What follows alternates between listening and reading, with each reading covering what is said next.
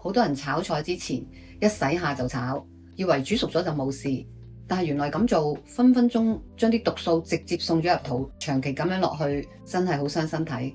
我哋以為洗下炒下就乾淨，其實根本搞佢唔掂。就好似呢排好興嘅香椿菜咁，望落去好鮮嫩，但係佢嘅亞蘇酸鹽含量係好高，入到胃加埋蛋白質，分分鐘變成致癌物亞蘇胺。仲有鮮黃金針菜入邊嘅抽水鮮鹼，加熱唔夠，隨時會搞到肚痛入醫院。仲有我哋成日食嘅四季豆、荷蘭豆，佢哋有皂苷同埋凝集素，炒唔熟就食，分分鐘搞到又屙又嘔，甚至會手腳麻痹。呢啲蔬菜最穩陣嘅做法就係先焯水，既安全亦都保留到爽脆。另外菠菜、莧菜、筍呢一啲草酸含量好高，入到身體好容易結成草酸鈣，食得多好容易生腎結石。而好似蓮藕呢類水生蔬菜，長期俾環境污染，好容易生寄生蟲。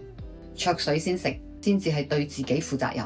當然唔使樣樣菜都焯水，好似生菜、油麥菜、番茄、黃瓜呢啲直接炒就得啦。焯咗水反而會整走晒啲營養，得不償失。如果我哋因為懶得去做呢3-5分鐘嘅焯水，而搞到病痛多咗，真係好唔抵。病從口入呢句說話真係冇錯，識得食，識得處理，先可以將健康緊緊咁握喺我哋手上。你煮菜之前有冇焯一焯水？留言有或者冇，同我哋分享下。記得 share 俾身邊成日煮飯嘅屋企人，話佢哋知呢啲小貼士啦。關注迪安，一齊身心健康生活。